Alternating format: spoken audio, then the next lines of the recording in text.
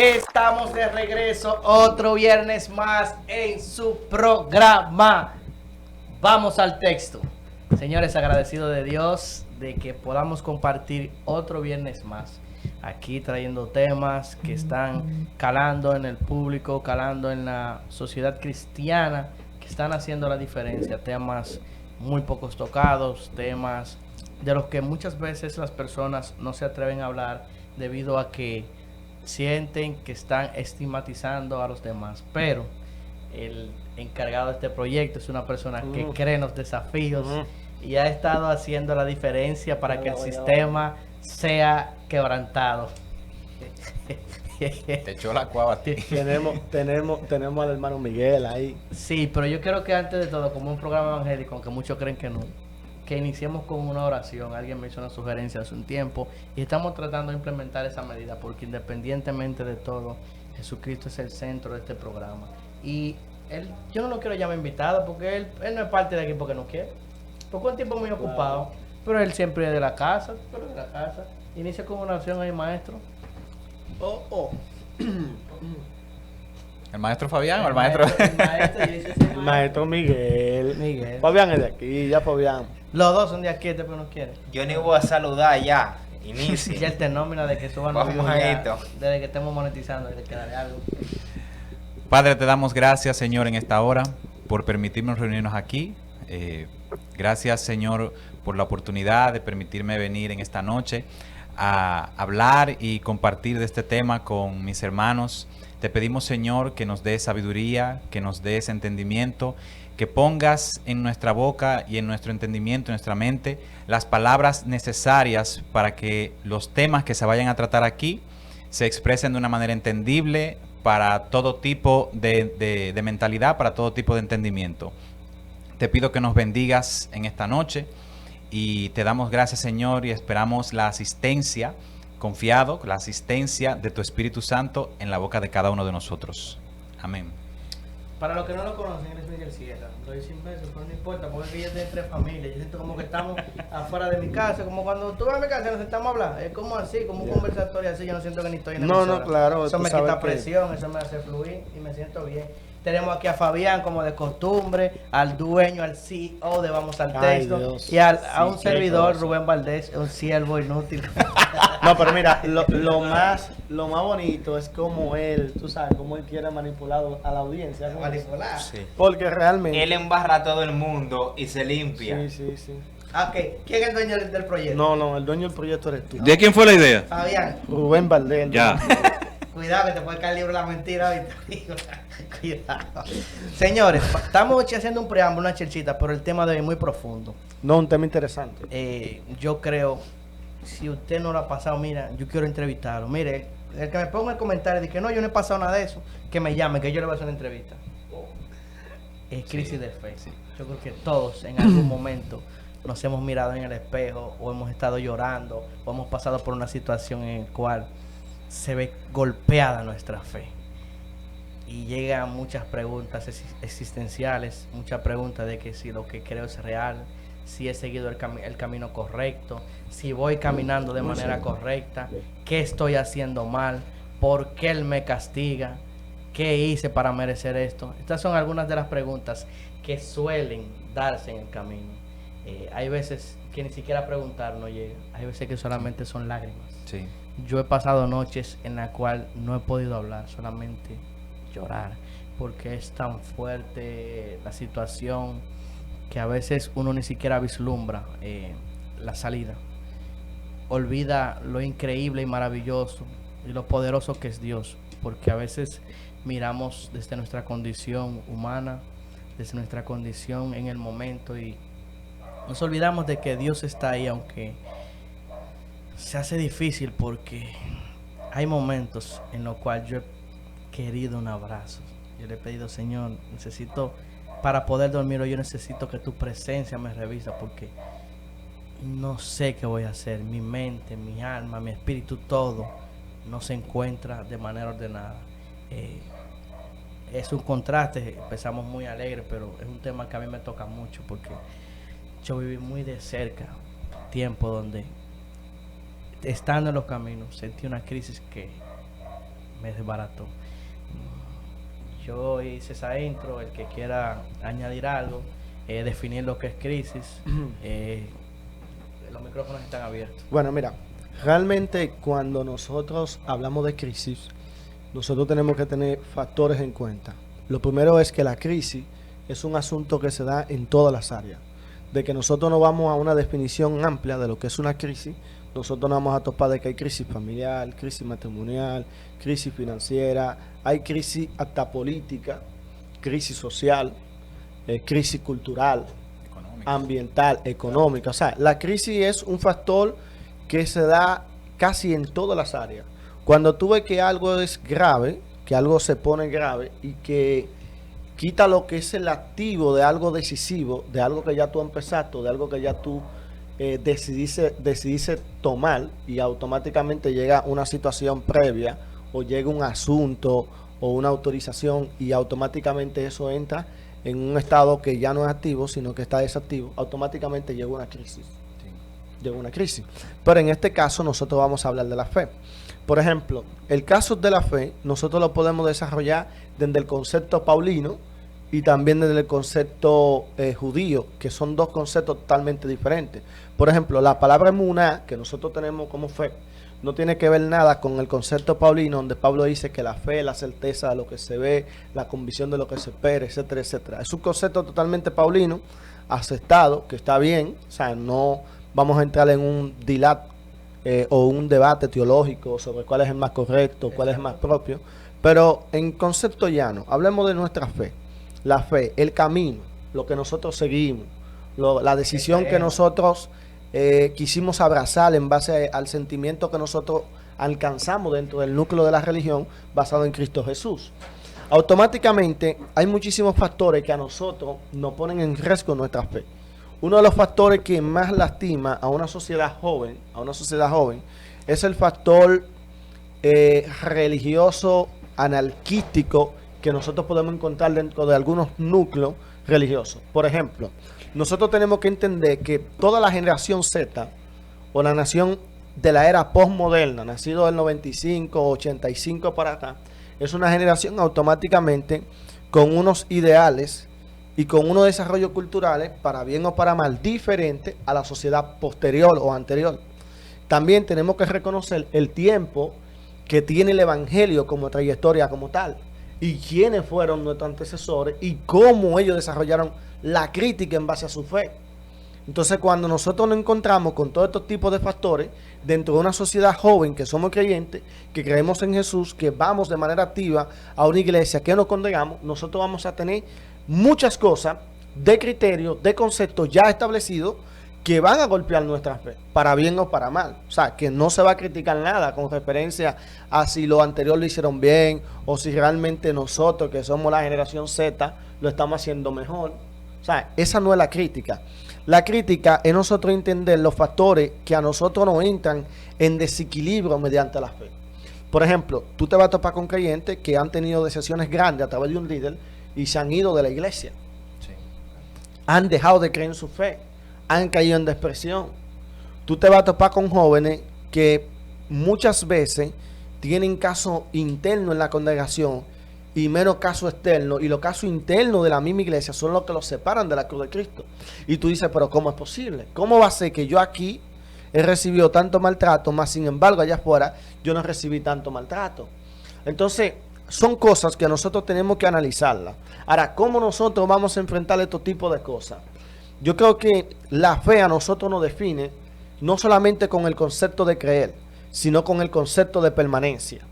O sea, Dios quiere que nosotros permanezcamos estables en lo que Él nos ha prometido y en lo que Él realmente nos estableció. Por eso es bueno destacar que en un momento dado nosotros vamos a ver a Pablo, a los discípulos, a todos, tratando de desarrollar un concepto definido en el creyente, de que mantenga una mirada firme y estable en una sola figura, que es Cristo. Entonces, para eso yo quisiera que toditos me acompañen y que podamos leer un texto bíblico, que ya ese texto se ha hablado muchísimo y es un texto que yo quiero poder leerlo y compartirlo con ustedes y que por ahí podamos hablar un poco. Por ejemplo, el caso de Hebreos capítulo 5, el verso 8. Cuando nosotros empezamos a leer la lectura, nosotros vemos que la lectura empieza a decir: y aunque era hijo, por lo que padeció, aprendió la obediencia, y habiendo sido perfeccionado, vino a ser el autor de la salvación eterna para todos los que le obedecen. O sea, nosotros vemos que hay una condición crítica de un momento épico de todo lo que Jesús padeció, que realmente el mismo Cristo en ciertas ocasiones estableció ese tipo de pensamientos. Estando como humanos aquí, pudo desarrollar ese tipo de crisis. De hecho, hay un texto muy popular por ahí que dice literalmente que él se expresa hacia su Dios y le dice: Padre, ¿por qué tú me has abandonado? O sea, van a llegar un sinnúmero de situaciones donde honestamente nosotros nos vamos a ver extremadamente confrontados. Ahora, volviendo un poco más atrás, con la era postmoderna, ¿cuál es el reto de nosotros? El reto de nosotros que somos jóvenes y que tenemos unos antecesores que nos preceden, que crecieron con otro tipo de conceptos, nosotros no vamos a cambiar ni a erradicar el evangelio como tal. Eso es casi imposible, que una generación que no tiene ni 30 años quiera erradicar algo que tiene casi 200 años. Casi herejía. Tú sabes, o sea, eso es casi imposible. Ahora, yo sí creo que hay etapas donde quizá las cosas irán modificándose y cambiando. Vuelvo y repito, para bien o para mal. Ahora, ¿qué tú tienes que hacer si tú realmente te has sentido maltratado dentro de la fe? La opción primera no es irte. Porque si te vas, automáticamente tú, que puedes ser parte o experimentar el futuro cambio que se puedas acercar, automáticamente tú vas a estar fuera de él. Exacto. Lo más certero o lo mejor que tú puedas hacer es quedarte ahí y esperar que las cosas empiecen a reorganizarse. Porque hay cosas que específicamente Dios la trae para Dios procesarnos y saber realmente cuál va a ser el tipo de nuestras reacciones. Por ejemplo, había un filósofo que decía que cuando a una gente le pasan muchas cosas malas es porque posiblemente las buenas están por acercarse. Todo va a depender cómo tú manejes o cómo tú te formes ante las malas situaciones que te pasen. O sea, si tú realmente no tratas de formarte dentro de la situación que tú estás viviendo y lo que trata es de abandonar, lo que trata de irte por el sentimiento a veces hasta de culpa que te hace sentir el que está al lado tuyo, la religión como tal, el sistema, el hermano, la presión del líder, la presión de la sociedad, automáticamente si tú no tratas de tener ese tipo de permanencia, automáticamente tu crisis no será una crisis, sino que tu crisis te va a vencer como creyente. Antes de continuar, me gustaría definir lo que es crisis de manera breve. Situación grave y decisiva que pone en peligro el desarrollo de un asunto o un proceso. Situación de peligro. O sea, cuando vemos la condición peligro, es algo que nos puede hasta detener. Cuando una gente se ve expuesta a una situación muy fuerte, se detiene. El miedo, las incertidumbres, muchas cosas arropan el proceso de esa persona y hace que se detenga, porque el miedo muchas veces congela, tanto emocionalmente, mentalmente, hace que no seas tú. Por eso cuando hacía la intro decía que existe tantas formas de expresión del ser humano, porque no todos reaccionamos de la misma forma. Claro. Hay gente que no puede hablar, hay gente que sí puede hablar, hay gente que no puede hablar y solamente llorar. O sea, son múltiples cosas que las personas van experimentando en este peligro, como dicen, en este proceso que hace que peligre aquella cosa que nosotros estamos sintiendo que se está yendo, que nos está atacando. Mira, eso que dice Rubén está muy bueno, pero tomando en cuenta otro factor, y es el factor que tiene que ver con el que responde en medio de la crisis. Si nosotros le damos una definición técnica, práctica y sencilla, la crisis vendría siendo o intenta o podríamos definirla como una desestabilización emocional y mental. Es decir, por ejemplo, si alguien experimenta una situación que se puede catalogar como una crisis, pero esa situación no desestabiliza su mente ni sus emociones, esa situación no tiene efecto en esa persona, sea una crisis agonizante o no lo sea. No sé si me están entendiendo. Sí, Claro, claro. sí, así Como es. por ejemplo, algo que ataca la parte emocional, la muerte de un ser querido. A quien se le muere un ser querido, emocionalmente reacciona como llorando. Emocionalmente se desestabiliza. Ahora, si a una persona que se han dado los casos, se le muere un familiar, se han dado los casos que a los 30 minutos ellos están tranquilos en una fiesta o están en un cumpleaños, fulano, y a ti no se te murió un familiar. Sí, pero eso está bien. No sé si me están entendiendo. Sí. Es la misma situación, pero las personas responden de manera diferente. Entonces, desde esa parte que dice Rubén, que está excelentemente bien, nosotros podríamos plantear que en medio de la crisis hay dos tipos de personas, o la crisis como tal tiene varias dimensiones. Número uno, hay personas que en medio de la crisis, la fe de ellos, en vez de aumentarse, lo que se disminuye. Realmente. Entra la desconfianza. Y me voy a poner yo como ejemplo. Yo en mi adolescencia, yo sigo siendo joven. Yo en mi adolescencia... Joven, pero más viejo. Pero más viejo.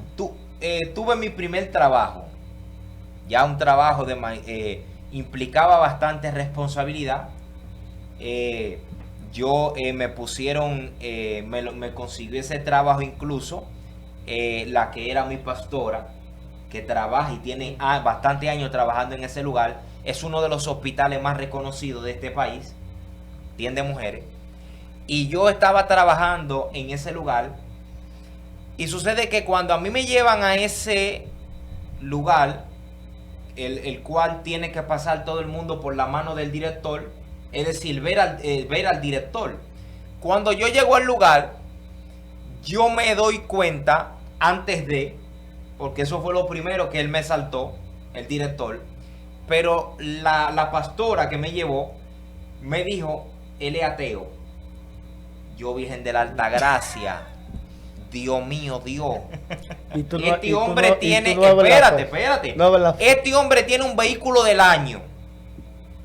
Porque son interrogantes que uno se hace en su crecimiento en la fe. No lo maquille. Este Hijo hombre, del diablo. este hombre tiene un vehículo del año. Es director de un hospital completo. Y no cree en Dios. Y no cree en Dios. Y es director de una pastora. Yo duré trabajando ahí. Porque se dieron ciertas situaciones. Yo duré trabajando como un mes. Yo no tuve ningún problema con nadie. La directora debe ser la pastora, ¿no? Sino que yo, honestamente, yo entré en un choque. Yo me frustré. Yo me volví ateo durante 3 meses. Yo duré 3 meses siendo ateo. Porque yo no entendía desde mi concepción humana, como alguien que es ateo estaba hasta por encima de una pastora. Está por encima de pastor y de todo el mundo. Y de creyente. Entonces, son cuestionantes que uno se hace y uno entra en crisis de fe. Entonces, las personas, cuando se encuentran en una crisis, responden de diferentes maneras. Sí. Ahora, hay que tener algo muy importante aquí. Y es lo siguiente. Nosotros debemos cambiar la perspectiva con la que nosotros miramos la crisis. Cuando Dios le dijo a Moisés, ve dile al faraón que deje ir a mi pueblo. Pero ¿a dónde iba el pueblo? El pueblo iba al desierto. ¿Y cuál fue la petición de Moisés? Deja ir a mi pueblo para que me vaya a celebrar en el desierto. Si nosotros tomamos en cuenta esto, nosotros estaríamos aprendiendo que los momentos difíciles que Dios permite en nuestra vida, todos son, no es para que usted en ello desarrolle el propósito de quejarse, sino de celebrar en medio de esa situación. Eso es cierto. Eso es cierto. Entonces, pero Señor, ¿y cómo tú me dices a mí que vaya y le diga al faraón que deje ir al pueblo para que vaya al desierto y que celebra fiesta? ¿Y quién celebra fiesta en el desierto? Sol, arena, polvo, por tu parte, no hay agua. Dios nos está enseñando en los momentos difíciles. Yo quiero que ustedes aprendan a celebrar. En esos momentos, cuando las cosas están marchando mal, celebren. Y aquí cierro con esto ya. El texto que Abraham acabó de leer dice algo muy importante. Y es algo que en lo que nosotros somos atacados cuando nos vemos en momentos difíciles. El texto dice: y aunque era hijo, Sí, como quiera. por lo que padeció, aprendió la obediencia. Una de las cosas que son atacadas en el creyente en medio de las crisis es la identidad de él.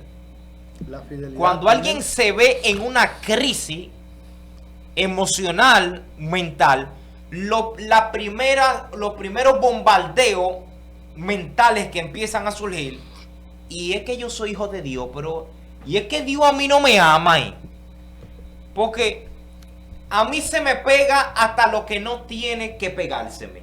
Pero el texto de Hebreo nos bendice en esa parte, nos dice acerca de Jesús: aunque era hijo, por lo que padeció, aprendió la obediencia. Entonces, independientemente de que tú estés experimentando la desgracia más grande en tu vida que tú hayas podido experimentar, independientemente de todas esas cosas, Dios te sigue amando.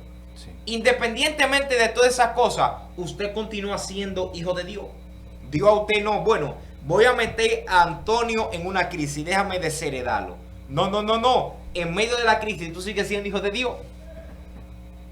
Tú Ruggío, tú también sigues siendo hijo de Dios. Tú Arrancado, también tú sigues siendo hijo de Dios.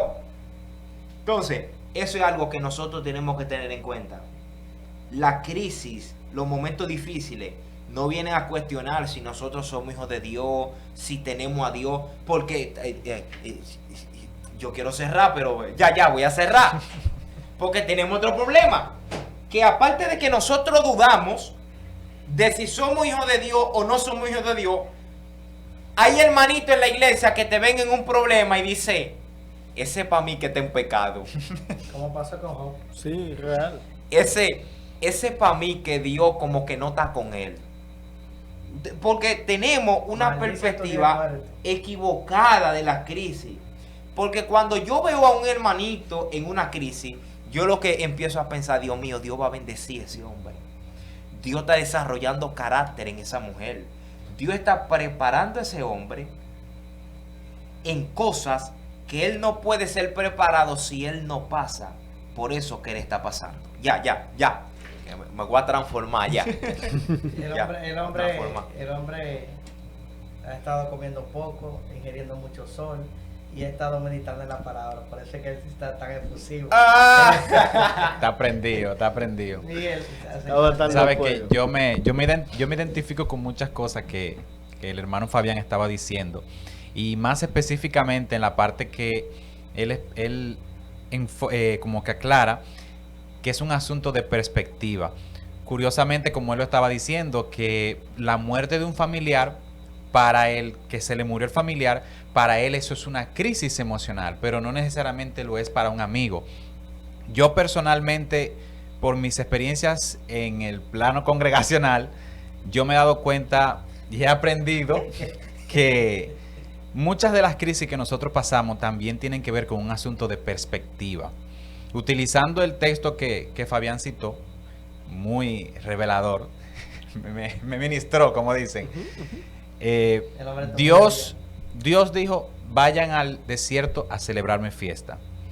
Pero el pueblo fue a pasar una crisis. Pero Dios dijo que era celebrar una fiesta. Yo creo que muchas de las crisis que pasamos es porque nosotros estamos viendo las cosas de una manera diferente a como Dios la está viendo. Claro. Dios tiene métodos de enseñanza que no son como los métodos convencionales. A veces Dios es muy práctico y cuando te quiere enseñar algo no te lo da en un texto, sino que te lo hace vivir. Y creo que el no entender eso es una de las cosas que hace que mucha gente naufrague en la fe. Hay momentos en que Dios permite situaciones difíciles, pero no es para que te desplomes, no es para que te vayas de la iglesia. Es sencillamente porque Dios quiere forjar un carácter en ti. Dios quiere purificarte por medio de esa prueba, o quiere quitar algo en ti, o quiere enseñarte algo.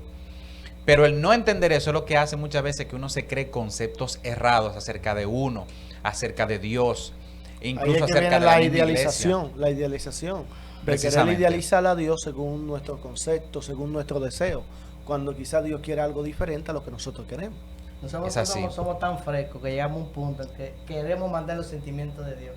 Ya Dios no me ama. Oye, nosotros diciendo que Dios no me ama. Ya Él no me ama. Desmontamos él, o sea, Sí. yo entiendo que tú no me amas. Como que Dios tipo que se levanta y dice, hoy amo a fulano. Ay, no, mañana yo no lo amo. ¿Cómo?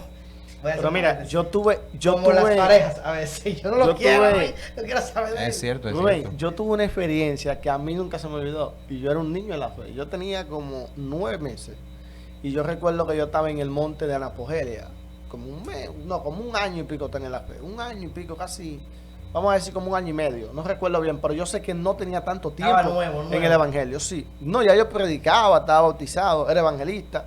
Pero estaba en mis inicios. O sea, en los inicios de que... En fuego, en a el mí me primer decían, amor. a mí me decían el evangelista que flota en el aire.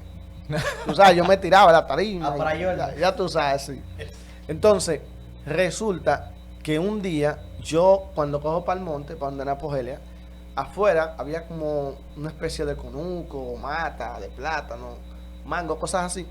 Y yo veo a un muchacho moreno, fuerte, él, un caballero, que está voceando y gritando y hablándole a Dios, como que Dios es un igual que él y como que Dios lo escuchaba. Y el muchacho lloraba fuerte y decía, Jehová, y es que tú me vas a dejar en ese 90 pasando trabajo. Mire el impío que vive al lado de mi casa con un jipetón, pero exigiéndole a Dios. Y no te sirve, yo que predico tu palabra, que ando a pie en un motor. Y el hombre exigiéndole a Dios. Hermano, lo que a mí más me sorprendió fue que a los 2 meses yo lo volví a ver y él tenía una Murano. Eso fue, déjame ver. Digamos que fue en el 2015. Él tenía una Murano 2013. Y fue en el 2015, un ejemplo. O sea, era muy similar al año de esa época. Una guagua durísima. ¿Cómo se la dieron? No, yo Y no el sé qué tipo pasó. voceando, Pero no yo digan lo, nada. mira, yo lo vi, no es para que ustedes vayan a vocear, pero yo lo viví eso. Yo lo vi, el hombre le estaba exigiendo a Dios como que Dios era un igual que él. Y le hablaba así con el nombre y apellido. No, porque ese impío no sale en la mañana a regar tratado. Yo hago la misión, yo esto. Y empezó a decirle a Le Dios quiero todo el lo- currículum vitae. Sí, empezó a hablar con Dios. Y yo lo vi, Rubén. Luego yo lo vi. O sea, él estaba pasando por una crisis. Él se enfocó en vocear a Dios. Yo no diría que a Dios lo movió eso, pero si Dios lo quiso hacer, Dios lo hizo. Lo que te digo es que eso fue una experiencia que a mí en lo personal, a mí nunca eso se me olvidó. Mira, y yo voy a decir algo y no quiero que se me malinterprete. No llamen a la policía. Apoyando lo que dice Abraham. Preste mucha atención. Dios, de una manera u otra, es un sinvergüenza. Anda. Espérese. No No me corten el video, que eso es lo que hacen los corruptos de una vez y los perversos. Escucha. Escucha en qué sentido. En el sentido de que tú pides cosas que tú dices, y Dios me la va a dar. Y Dios viene y te la da. Porque ahí ya viene lo evangélico a decir, no, Dios permitió que se te diera. Y lo que Dios permite no me lo está dando también. No es lo mismo. Realmente te lo está dando. Entonces, ya entrando en el tema, oye, Abraham, entonces, Dios en cierto sentido es como charlatán. Porque tú le pides cualquier locura y él como que él te dice, complica desde todo. una perspectiva humana, uno que ve o interpreta que Dios dice, déjame hacerle caso a este loco y déjame darle esa locura. Así es que lo dicen, sí.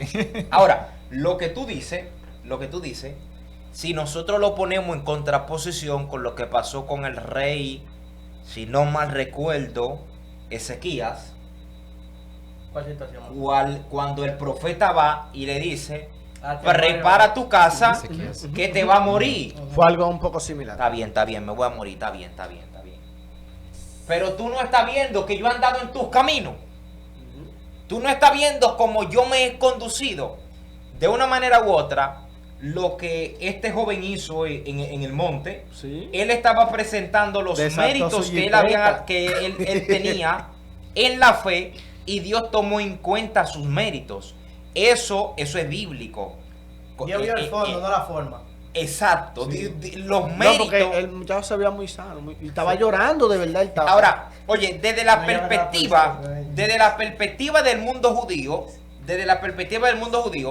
encajando esto en lo que tiene que ver la crisis de fe, desde la perspectiva, desde la mentalidad del mundo judío se enseña que cuando tú entras en pruebas o en proceso, situaciones difíciles que tú vas atravesando una tras otra, tú vas acumulando méritos para que próximas situaciones que se te van a presentar, los méritos que tú acumulaste de las situaciones anteriores que tú pasaste y que vienen situaciones adelante más difíciles, pero los méritos que tú tienes atrás te van a dar fuerza para tú sobrepasar Claro. lo que se te presente. Claro. Entonces, desde la perspectiva del mundo judío, acumular méritos es correcto. Incluso con relación a la resurrección de Cristo, la resurrección de Cristo fue una acumulación de méritos.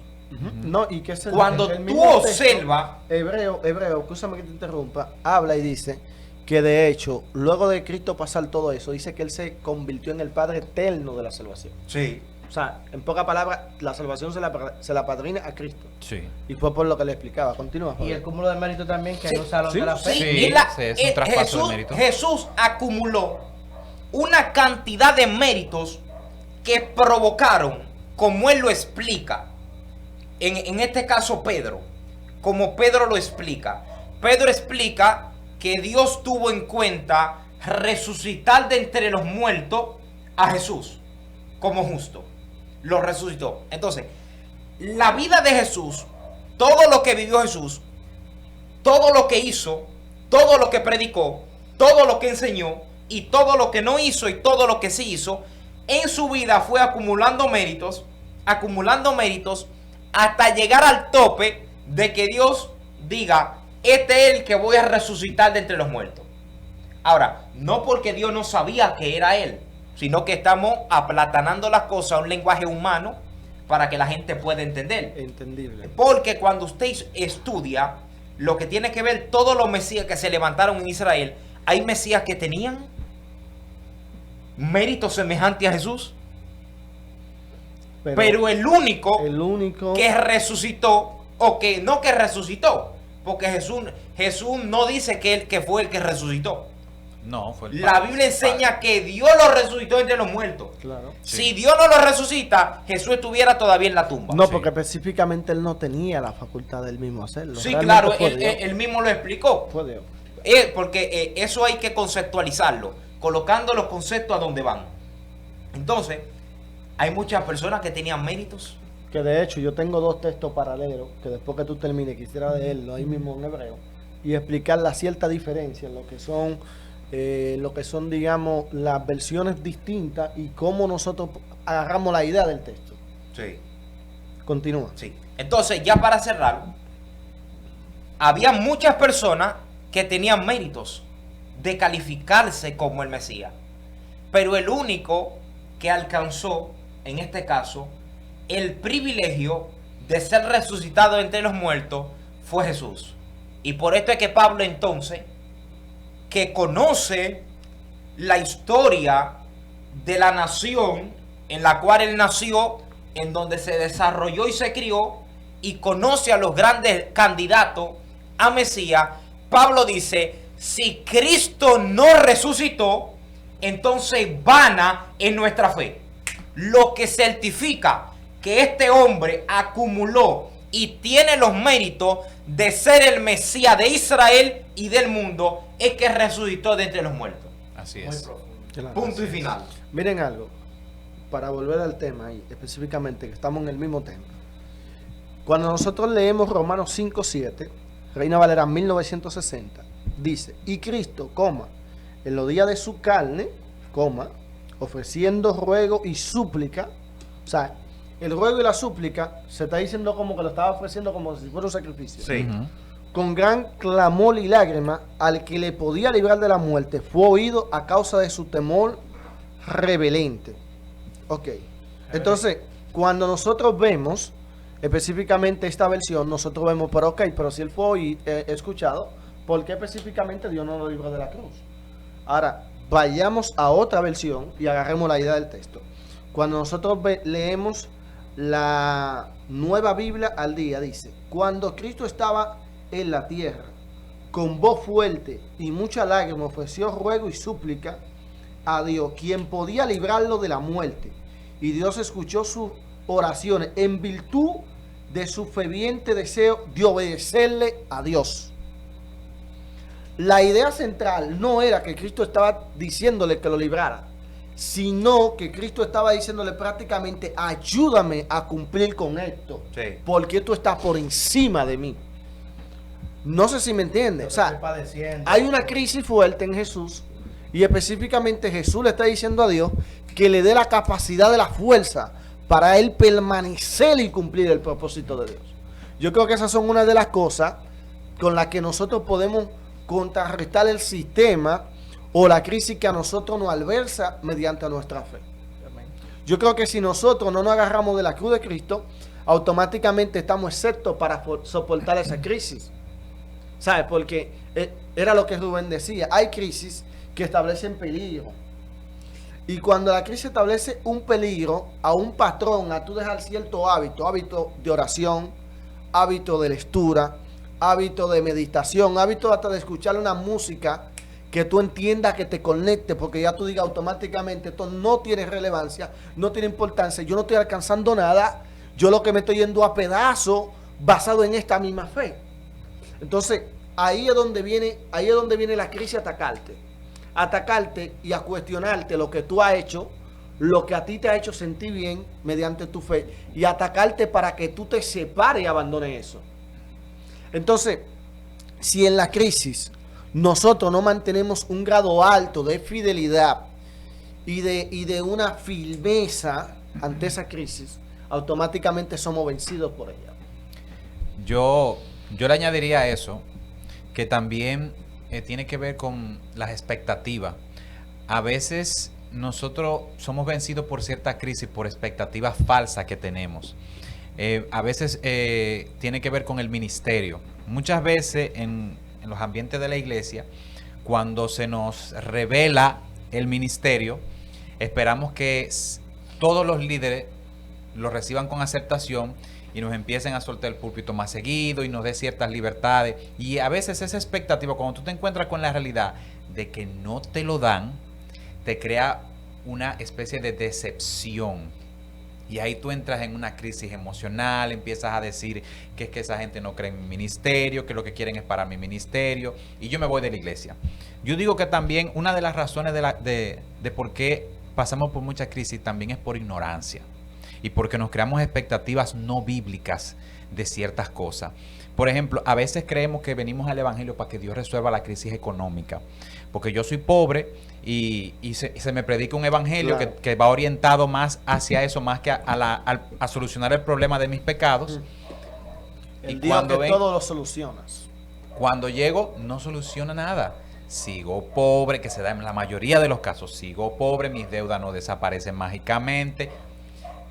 Se dan porque está el testimonio tuyo Claro. como prueba de que sucede. Pero son casos en los que Dios, yo diría que de manera soberana interviene. Y hace excepción. Las excepciones no Sí. son para todo el mundo. Claro. Entonces, también, yo diría que también tiene que ver en que a veces no conocemos bien el evangelio de Cristo. Conocemos un evangelio que se distancia, digamos, un poco de lo que dice la Biblia. Y entonces cuando llegan momentos que son necesarios, en los que Dios te va a preparar o a dar alguna facultad o a forjar algún carácter, tú lo percibes como que, bueno, Dios se puso en mi contra, Dios me abandonó, el diablo me está haciendo picadillo aquí. Y eso termina uno, bueno, yo me voy de la iglesia porque ni modo, eso no es lo que yo esperaba. Y uno termina yéndose.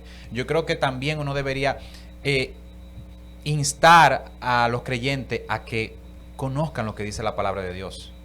Conozcan que no porque algo le produzca una incomodidad emocional significa que usted Dios lo abandonó o que usted está en medio de una crisis espiritual, una crisis emocional. No.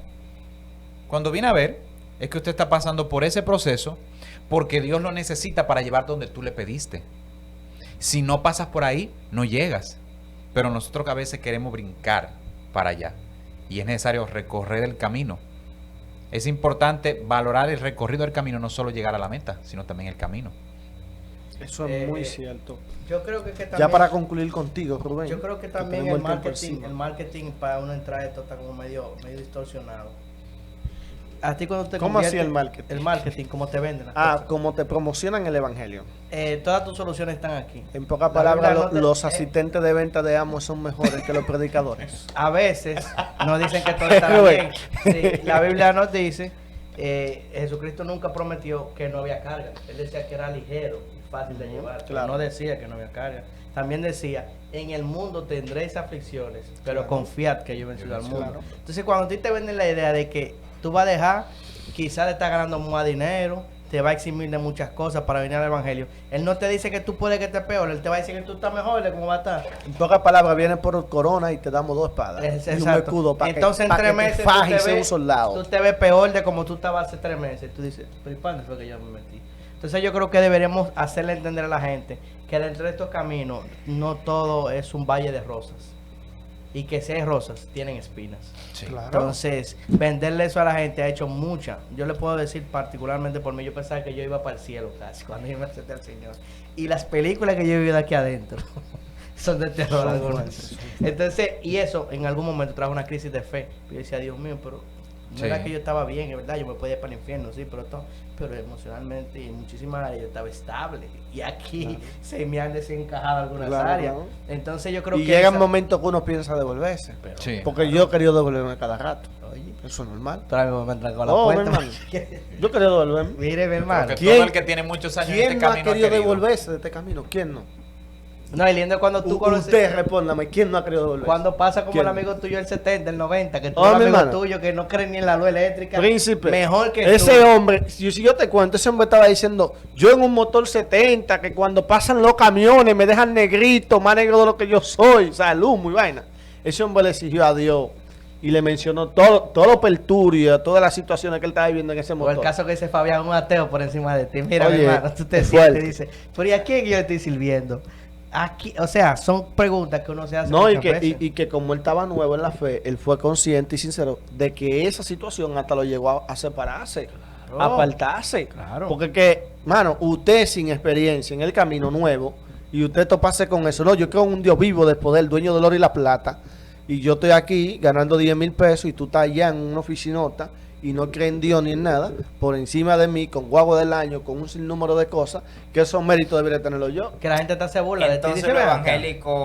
evangélicos consienten a uno diciéndole, porque la riqueza de los impíos pasarán a la mano de los hijos de Dios. Sí, pero yo tengo la mano abierta y la tengo seca ya esperando y no llega nada. Nunca, Como nunca una me jícara de hablan. coco. Y no llega nada. Mira, ya para cerrar yo Sí, para mi finalizar. participación en esta sesión y sobre este tema. Hay 6 principios que me han ayudado a yo superar cualquier momento difícil en mi vida. Honestamente, no hay momento difícil que venga a mi vida y que yo apelando a esos 6 principios yo no supere.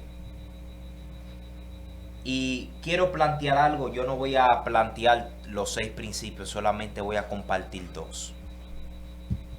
Quiero decir algo antes de, y es lo que yo interpreto o la perspectiva que tengo sobre la crisis, sobre las situaciones difíciles o complejas que pueden llegar a nuestra vida. Miren, yo creo fielmente que Dios es un Dios que provee. Amén. La Biblia llaman a Dios Jehová Rafa. Jehová Jireh, provee. Confundí Rafa con Jireh. Rafa es sanador. Es el concepto que le han acuñado técnicamente. Entonces, el problema es que cuando hablamos de un Dios proveedor, la gente interpreta que tiene que ver con Dios dándote cosas buenas.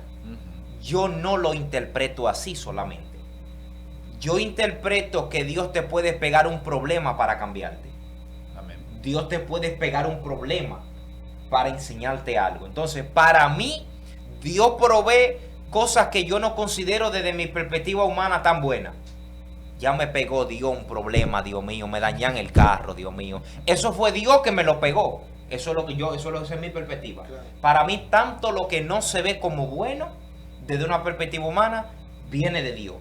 Lo bueno también viene de Dios. Lo segundo es que tenemos otro texto bíblico en la Biblia que nos crea más problemas. El ángel de Jehová acampa alrededor de los que te temen. Pero mío, yo te temo al lado y mío te amo un demonio y yo lo que parezco, escucha, Señor, yo tengo temor de ti, guardo tu mandamiento, yo te amo, porque hay gente que piensa en eso de inmediato y empiezan a ebullir esos pensamientos. Señor, pero yo te amo, yo soy tu hijo, yo diezmo, yo voy a la iglesia, yo guardo tu mandamiento y yo lo que parezco un zambá de la situación. Me están dando por todos lados. Pero yo no sé qué es lo que está pasando conmigo. Yo lo veo de esta manera. El ángel de Jehová acampa alrededor de aquellos que le temen. Está bien. Yo lo veo de esta manera. El ángel de Jehová está acampando alrededor de mí. El ángel de Jehová dice, déjame quitarme para que le den unos cuantos fundazos a fulano de tal. Cuando a fulano de tal le dan todos esos fundazos que tienen que darle, tienen que dártelo porque en esa área hay cosas que tú vas a cambiar. Hay cosas que tú vas a aprender. Yo lo miro así. Entonces, aquí cierro ya. 2 principios para superar cualquier momento difícil. Número 1, los por qué no consuelan. Deje de estar preguntándose en una situación difícil en la cual usted se encuentra. ¿Por qué a mí, Dios? Señor, pero ¿por qué a mí? Pero mira a fulano, dale un estrellón a fulano y no me lo di a mí. A Rubén, no a mí. Entonces, eso es lo primero que usted tiene que tener en cuenta. Tenga en cuenta, por favor, que los por qué no consuelan la presencia de Dios. Sí. Señor, yo estoy arrancado, pero estoy aquí en tu presencia. Claro. Señor, yo estoy en crisis, pero Señor, estoy aquí, Señor. Las cosas no están bien, pero estoy aquí. Segundo principio. Usted tiene que tener en cuenta que esa situación en la que usted está viviendo no es el final de Dios para usted. Amén. Daniel pensó, quizás cuando lo iban a lanzar en el foso de los leones, llegó el final. No, que hay cosas que realmente... Los 3 jóvenes, cuando lo iban a lanzar en el horno, llegó el final. José, cuando fue vendido como esclavo, quizás pensó, llegó el final de mi vida. Pero ahí tenemos la historia. Los leones no devoraron a Daniel. La cárcel no mató a José. Y el fuego tampoco quemó a los 3 jóvenes hebreos. Ese es el segundo principio. Lo que tú estás viviendo no es el final de Dios para ti. Hay más de Dios para ti a pesar de lo que tú estás viviendo. Punto. Me quedé con ganas de los otros 4. El mundo se puede estar acabando. No importa. Es más, ya le voy a dar otro principio. Ya. Le voy a dar otro. Le voy a dar el tercero. Tenemos el tiempo encima. Ya. Echamos ese Dios. Le voy a dar el tercero. Siempre me mete al medio a mí. Lo que importa no es lo que yo siento, sino lo que yo sé. Si me llevo de lo que yo siento en una crisis, me va a llevar quien no me trajo. Pero si me llevo de lo que yo sé, ¿y qué es lo que yo sé? ¿Y qué es lo que yo sé? Que aunque yo esté sintiendo en la crisis que Dios no está conmigo, yo sé que Dios está conmigo. Amén. Aunque yo esté Yo sintiendo... sé que mi Redentor vive y aún del polvo donde me encuentre, y ahí me sacarán. Es hot. Dios mío, ya. Cierra esa cuestión ya. Ya. Señores, Tío. este tema estuvo bueno, Ya. quedan 3 Pero- principios, tenemos pero- que preparar un programa. No, nosotros de eso vamos a hablar después. No, pero- si yo toco los otros del principio, voy a tener que dar una charla sobre eso. no. Ah, pues vamos a de tirarte la de ola eso vamos a magna. hablar después. El aula magna. Ustedes saben que soy un hombre de fe. Ustedes lo que... Ahora, soy un hombre de está fe. renovado el hombre. Tengo fe. Yo no sé qué él hizo. El hombre yo siento que vino renovado. No, lo que pasa es que, mira lo que pasa. Lo que pasa es que realmente uno tiene mucha crítica porque ven a uno como maestro, pero uno también La gente me ha predica. visto, en mi Chamo, en nos mi vamos, don chamo. predominante. Nos vamos. Enseñarse. Volvió el evangelista. Pero yo entonces. predicando, Volvió el evangelista. juego. entonces. Ya. Volvió el Ey, evangelista. ya. ey, el programa estuvo bueno. Ya ustedes saben, suscríbanse al canal, denle a me gusta, compártalo con alguien que usted entienda que puede ver contenido y que también el contenido le será de bendición. Y voy a cerrar con algo. Hace poco se me acercó un primo, hermano mío, y me dijo, ¿por qué tú has tenido éxito en el negocio que tú desarrollas o en el servicio que tú brindas? Y yo le dije, todo negocio exitoso es el fruto de 7 negocios fallidos. Dios le bendiga y Dios le guarde. Este Chamo. fue su programa. Vamos al texto.